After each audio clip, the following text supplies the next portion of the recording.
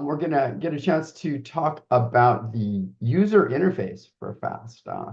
FAST, as we've all, I think, experienced, has improved markedly in recent years, content-wise. It's no longer the domain of digital shorts, recycled news clips, and straight-to-DVD movies finding a new home.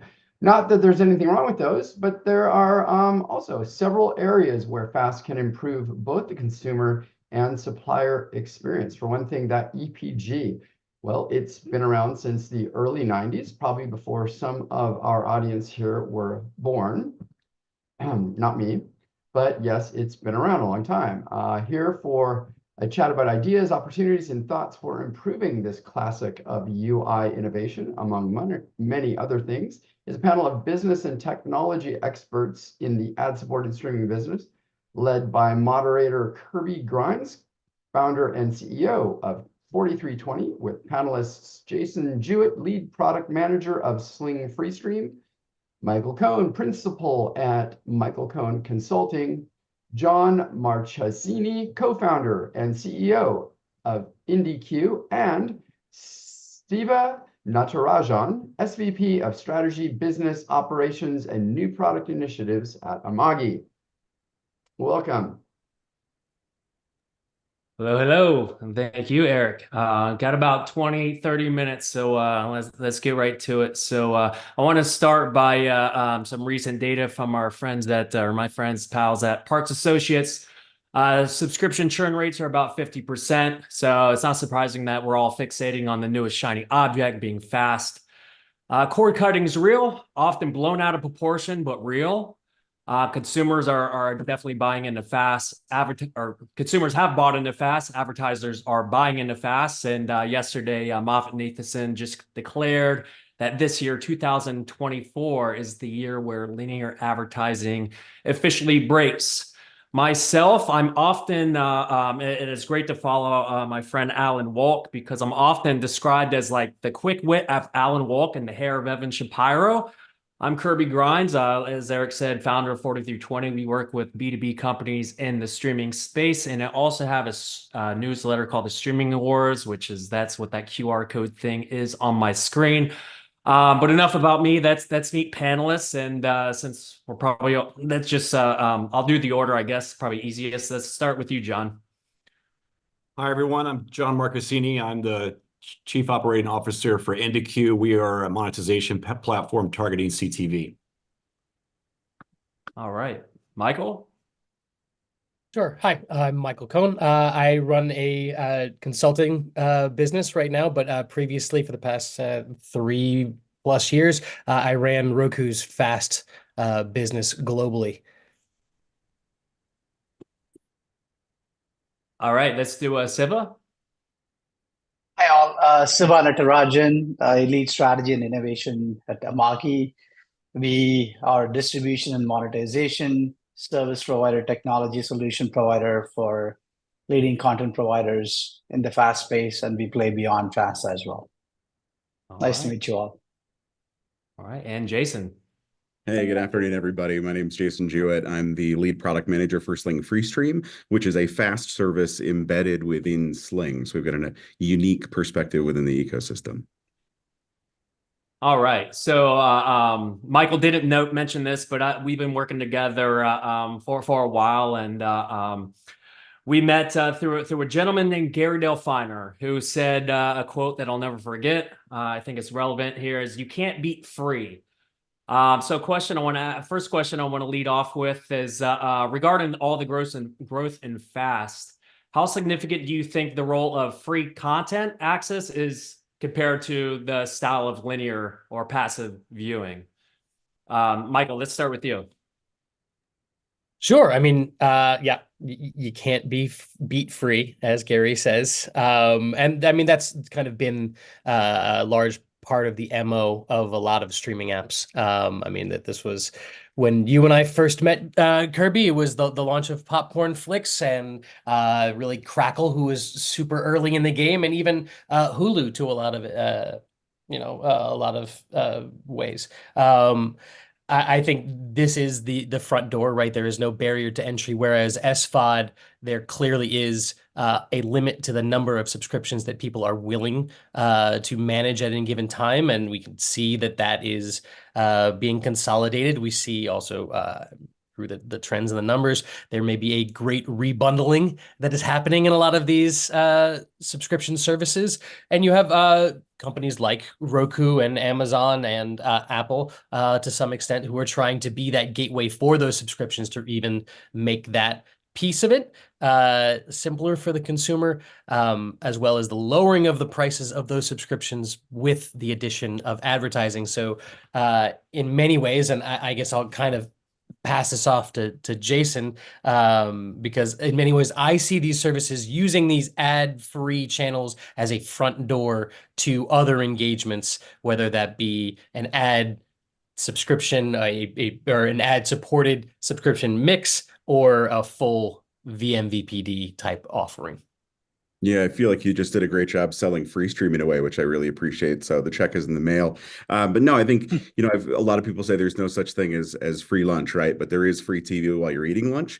And so, when we look at the barrier to entry, thinking about low barriers to entry, low friction, get people in the door, then let them choose whatever the heck they want to do. If they want to watch 400 free channels, we want to let them do that. And I think that's what people are looking for as well. And then there's this attitude of pick and choose and watch what you want to watch when you want to watch it, be able to navigate back and forth between different subscription offerings. So you're able to sort of limit some of that subscription fatigue, but at the same time, continue being able to access everything that you're looking for. Nothing beats free. And if you can start with a taste of free and then the user figure out where they want to go, it's up to us as content providers and content enablers to make sure that people are able to connect with and find the things that they're looking for. If I can jump in, right? Kirby, great question. Free, but is free good for the viewers, free good for the content providers, free good for video service providers, right? That's where we need to unpack. Free is good for us all as viewers, but as content providers, we really need to figure out how to really monetize free, because free is not free. So it's going to be a very interesting transition for many media companies who are used to traditionally asking for dollars first and not time first, right, through ads. Free has always been the last window in the distribution, but now free has moved up even for the major brands as they think through their evolution. It'll really bring in some innovation in this space to even define what free is. John, what are your thoughts on all this growth being about, like how much of it is attributed to being free versus also the model of just consuming linear, always on, lean back content? Yeah, I think, in this case, the audience has spoken. There's obviously a preference for passive viewing experiences that can be ad supported that previously wasn't there and wasn't offered by traditional linear. The OTA audience was pretty much tapped out in terms of distribution. And then in terms of the SVOD offerings that were available, it didn't really provide things like local news and syndicated programming. So, cord cutters were really looking for alternatives. And that's ultimately what I believe led to the emergence of FAST as networks such as Fox, began to put their local programming online and make it available streaming across the US in each local market. In addition, FAST provides a great experience overall where viewers can, turn on the TV and have some programming immediately available when they turn the television on. Yeah, just like Jason said, just reiterating the point, it's like sometimes I want to be the programmer where I want to choose exactly what I want to watch. And when I'm in that mode, I'm certainly not going to be doing other things. And then sometimes I want to be programmed too and just stumble in across something. And I think there's an element, I won't bore you guys with this, but with serendipity and just discovering new things in a linear environment as opposed to on demand where I'm like actively making my decision based on a couple criteria where I might bypass something that otherwise I might love. Let's talk about so in a linear environment, like Netflix is often cited of like I can't find anything to watch or I'm spending too much time to find something to watch. Go back to was it Bruce Springsteen, 57 channels and nothing on. Most all FAST have more than 57 channels, somewhere floating around 300. I mean, total FAST channels were like 1,600 or something is the latest number I saw, at least in the US. Does FAST solve the paradox of choice? Jason, let's start with you. We're kind of riffing on this the other day. Yeah. There's still a lot of content. Is it easier to stumble into what I want to watch and fast, or is it the same problem, just in different distribution method? Yeah, it can be. I mean, it's an interesting question, right? Because I think that you made the point earlier, like sometimes I want to be the programmer, sometimes I'm content to just be the consumer. It's hard on our side to understand when the user wants to be each of those things, but we also don't want to overload them with you can do literally anything. We have to kind of make some decisions about what choices the user wants made for them and what choices they want to make themselves. And delivering user interfaces that allow them to channel surf, that takes care of some of that problem. Delivering user interfaces that allow them to choose what channels they see, sort their EPG, do that sort of stuff. Maybe that's a direction that some of us can go into to help give the users what they want. It's important to remember that the paradox of choice isn't just a paradox of choice. It can sometimes be paralysis of choice, where you land on a homepage and you're like, it's that, the Springsteen 57 channels, nothing on.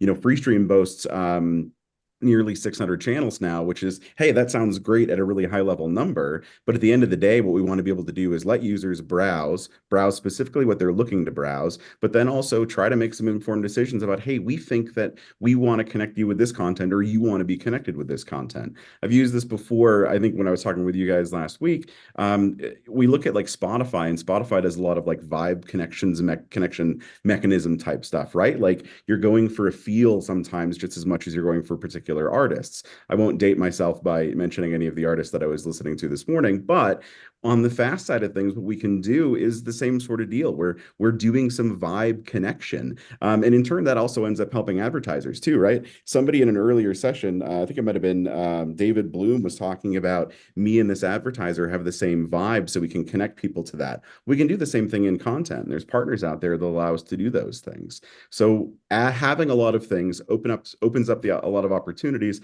but also makes connection to that content really difficult sometimes. So it's a difficult space to navigate, but there are a lot of opportunities to improve in there. Yeah, real quick, Jason, on that, before I forget any further, since you're leading product, you and your team, like, are there certain like what are your top most important KPIs? And the biggest things that we care about, outside of making sure users are happy with our service, but, some of the things we're looking at are really the number of users we've got on a regular basis, how much they're using the platform. And then overall, one of the financially important metrics to everybody, whether it's us or our competitors, is how much content is being consumed. Because at some basic level, that just straight up hours of content consumption, that tonnage is where the revenue is. Those are some of the biggest signposts that we look at, and we start to dive in a little bit deeper and figure out what are some of the micro analytics you can look at about how often somebody changes the channels and what does that mean in terms of revenue or time on site and that sort of stuff. There are lots of places we can go, but at a high level, it's not super unique. We're looking at people on platform and how much they're consuming. Hey, Michael, rather than ask you how many fast channels, I think we've all been asked this question. I think I've asked this question 5 times at the OTT.X event over the summer. Rather than ask you how many fast channels is too many, let me ask you, why is that the wrong question to be asking? Well, I think it's similar to I guess what Jason was just intimating, and even what Fred had said in the previous session. It's not about like how many is too many. It's how many is the right one for that user. Right? How can I reorganize the amount of information or the channels in a way that I can drive everything towards outcomes? And the same way with for the platform. Yeah. And I know that actually this is one of your favorite, Kirby. You talk about MAUs and how that's a useless thing, but yeah, if you're a platform and I need to show these advertisers, I have reach, I have scale that's going to be exciting for them so that I can get more demand campaigns so that I don't hit all the frequency caps and then am running on empty or am going further and further down the waterfall, which means less revenue coming in, and which means less revenue that I can share with my content partners. It is really more about making those connections and making that user experience that is right for you. or that individual relationship between the platform and the consumer. What do you think some good ways to do that would be? I think some of what Jason has intimated is kind of right. I think you need to be really targeted, and there's a lot of platforms using machine learning to try and figure out discovery with featured and filters. And there's a lot of features that are being put into these EPGs that are not really well discovered by customers. So I think you need to make sure that you are also educating, not just adding a bunch of features to these platforms. Like make sure there are like coaching notes and you're showing people like this is how it works, and like here's a new tool. You know, you can like pin your favorite channels to the top. Did you know that like, oh, if you like this one, here's a recommendation section that's saying here are some similar content. Making sure that when they scroll through, they find a new show, but the fast channel is going to change from that show to the next one. Did you know that you can also connect the linear fast channel to the VOD offering? And you can keep going that way if you really love that new show that you just discovered. So making sure that the product is easily understood, doesn't need to be over-explained, but also that the consumer is aware of the feature sets that you've made available to them. Spot on. Anybody else want to riff on that? I love the framing that Michael did. You know, it's about how many channels for the specific viewer, right? Because we never asked that question, how many movies are too many movies on Netflix, or how many video clips are too many on YouTube, right? We don't really care. That's the exact model that EPG or linear needs to replicate. We're not there yet. We pretty much ported the cable experience, the set-top box experience to streaming now. Yay, right? Job well done. We need to really evolve to be on par, right? Not even overtake, to be on par with the table stake experiences that modern viewers expect out of Netflix and YouTube. So how do you really bring in linear personalization is the big question. I don't think that term even exists. When we all talk about personalization, it's all on demand, right? Nobody has really thought through what linear personalization means. So is it different set of channels for different viewers? Is it about different program within the same channel, right? Your 8 to 9 p.m. on a channel could be very different from my 8 to 9 p.m., right? We are both watching a cooking show. You could be watching a dessert one. I could be watching some vegan show, right? I don't think we are really evolved in that level of thinking. So it's going to be fascinating because technology is there. I think it's about reframing maybe the business mind slightly, because, you know, many of us that are in FAST are looking at it through the cable lens. If you bring in from the viewer lens, that expectations are going to be very different. For those that have never seen EPG before, this will be like, you know, what is this, right? So it's going to be an interesting evolution there. 100%. And we have all the tech, and I love to just see where we're at in 5 years from now from a UX perspective and a content discovery perspective. And something I want to pick all your brains on is obviously there's a lot that could be done with personalizing the EPG and my EPG showing me above the fold, like the food channel, the Michigan football channel, the punk rock channel, the hip hop channel. That's all fine and good.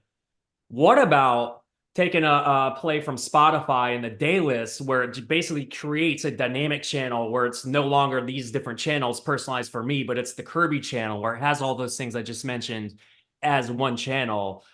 Is that something you can envision us seeing one day, and then personally and selfishly, hopefully soon?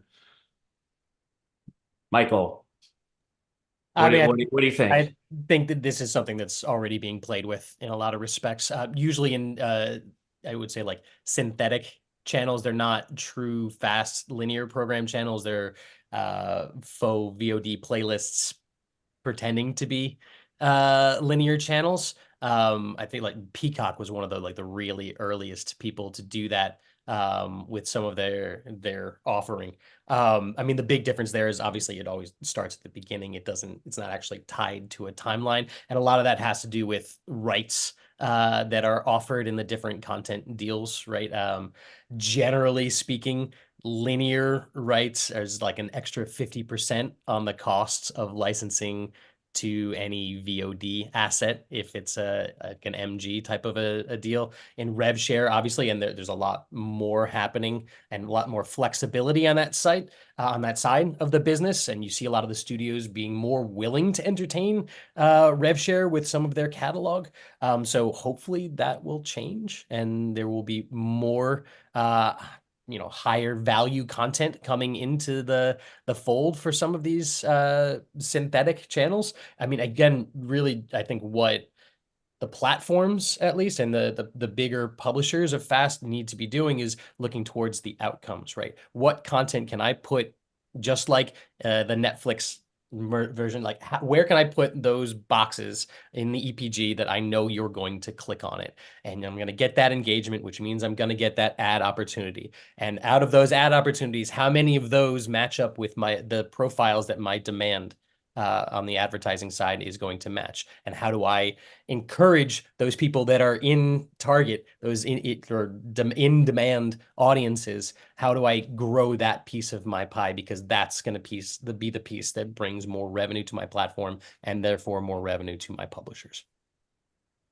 How important is it that it's not live, it's pseudo live? Does it matter? I think there's a difference. Yeah, I mean, true live is very, very hard to monetize programmatically. You need to think about other ways of working. Hopefully you have some sponsorship and other pieces. And I think that's also just a good point in general. If you are running a FAST channel and relying solely on the monetization of a platform, you are going to live and die based off of somebody else selling you like an ad network, not selling your specific channel, your programming, your specific audience. They're selling users on their platform. And it's just a very different way of operating, and will create a lot of turmoil that if you have multiple ways and can diversify your monetization, you can try and even out the curve a little bit and create a more consistent revenue for your business. Yeah, so let's move to the more the monetization side of things. And Jason, you said something on our call last week that I wrote here, and I want you to kind of talk on that. It says, you said, we haven't even reached parity with the linear ad experience yet for FAST platforms. Yeah, walk us through that. Yeah, I think that like the ad experience that's the same, but it's different, right? Like we know that users, we know that consumers are accepting of commercials and ads within FAST, right? Like we all have a million data points around like, yes, commercials are okay.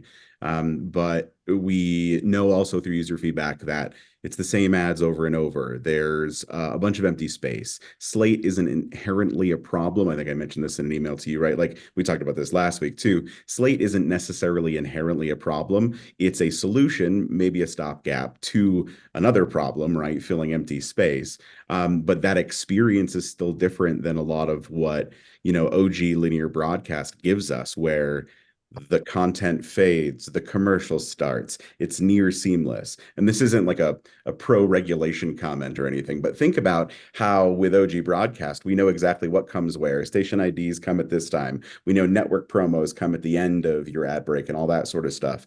We have a lifetime of expectations set in front of us that FAST can't even quite match that. Now, I think there's a necessary argument to be made that, like, do we need to? And I don't know that we do need to or not, right? I don't necessarily have any opinions there, but I do know that we're not even as good as just filling a break with commercials that start and end at the right time as broadcast is. So there's a lot that we can do in terms of fixing that, making that a better experience. But then we also have to look at lots of short form content. How does TikTok or Instagram Reels, which is where I watch TikTok, how do we incorporate how that works and how advertising is placed in those platforms? What can we learn there to reach parity with some of the systems that already do this better, and then improve upon it in a way that's more befitting of a streaming format? Right on. Kind of got a few minutes left, and I want to pick up on. I kind of want to jump ahead. Like I feel in a lot of ways, I could be wrong, and feel free to call me out. But like the first video ad, executed in 1941 at a Brooklyn Dodgers and a Phillies game. In a lot of ways, I feel like we're kind of adapting that same technology and just digitizing kind of an old tech, an old guard into a new way of consuming things. And I'm not saying gone is the 30-second, 60-second video spot, but I think there's a lot of other ways we can look at advertising and connecting brands with consumers. And I know there are a lot of good companies out there thinking of these things and doing these things, but also as a consumer, I don't see a lot of it in market.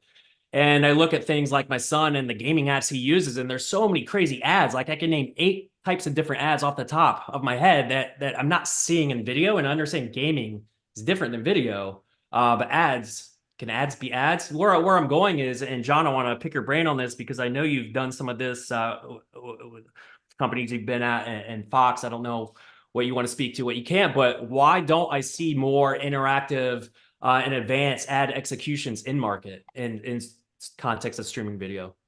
Yeah, I think, well, to answer that briefly, I think the focus wasn't on the advertising first when we launched the owned and operated fast channels at Fox. Through Amagi's platform, we were able to solve many of the challenges we had through channel orchestration, channel creation, and transport. Those are really the top line in order to bring a particular new channel to multitude of destinations. Then, to your point earlier, we started with Slate. We didn't have a dedicated ad server that was available for this new media channel called Fast that we ultimately are delivering. So we are still playing by the rules of the linear ad server for many of those channels while we're at Fox.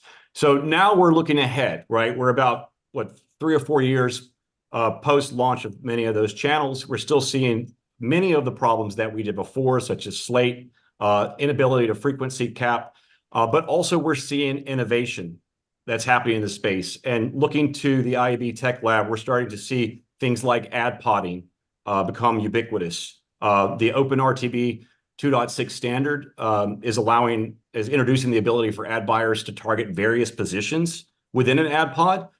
We talked about richer metadata for CTV and the ability to target off of that metadata as well as device level information. So these are all problems that have technical solutions that we can solve, that will solve these problems. However, content owners need to make this type of investment necessary in order to solve these challenges. And I think that's the larger trend that we're going to see in the coming years as we start to see those linear ad dollars shift over to CTV. Amagi got a shout out there. Siva, I don't know if you have anything to add. Thanks. Thank you, John. Perfectly, as John was talking about, the initial focus was getting the operational layer right. Let's make sure that the channels are running, the viewers are enjoying the experience. Next layer is now monetization. We really need to make sure that everybody is monetizing it. I don't think we are perfect at it. We are not even on parity, right? So, and then the third will be, I think, innovation on personalization and user experience. I think we are taking baby steps. I think everybody needs to make money first, right? Otherwise, people won't have the dollars to spend on innovation and personalization. So we all need to collectively solve for it. Maybe is the counter side of what Nathanson was talking about, right? Linear TV ad dollars is at an inflection point. Where are those dollars going to flow? It has to be fast, right? Similar viewing experiences, similar kind of content. This is the moment for fast to really kind of absorb that money from linear and take it into the system. If we need to figure that out. So slates and all those are absolute kind of bane, right? It's the unwanted child when programmatic meets linear advertising. Nobody ever thought about it. We need to really fix it. Got it. All right, I'm going to ask a final question here, and I think this is probably most geared to you, Michael and Siva. Is like we could talk about how many channels all day, and there's a number of platforms that are reducing and evaluating how many channels and not offering too much.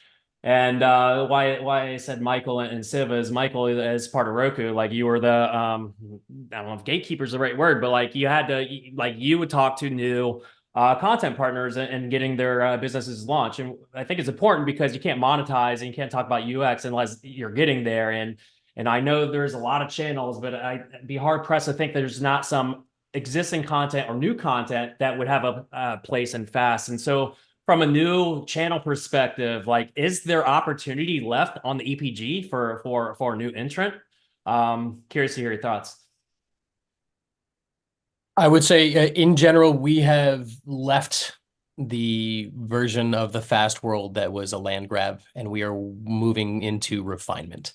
So if you are a new brand, you really need to refine that brand, establish exactly who your audience is, what your content is meant to do, and what those outcomes that you're looking for. If you don't know basic things like the demographics of your channel, and you just think you have cool content and it's a name that has no cachet, you have no relationship built with a larger audience, it's going to be very, very difficult to secure carriage.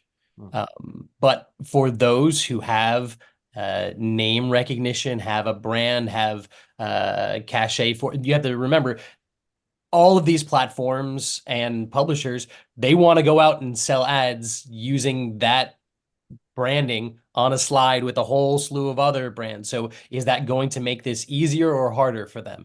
And if it's harder, then they're not going to be able to share any revenue that they didn't add with you down the line. So unless it is a charity, which I don't believe any of these businesses are, you really need to establish who your audience is first. Yeah, Michael, it's not charity. We are in the space of monetization, right? That's loud and clear. I'll offer another side, right? Is there an opportunity for new entrants to come in? Yes. Is it the expense of someone else getting kicked out of the shelf space, right? Because if you look at the numbers, typically what 20 to 30% gets replenished every year or even every month. The platforms are doing a terrific job of really looking at insights to see who's performing, who's not performing, so that they can rotate, right? They're not in this charity business to just keep a product on shelf that's not selling. So they'll be completely rotating. So if you have something that's different than what is being kicked out, great, right? You have an opportunity to be there.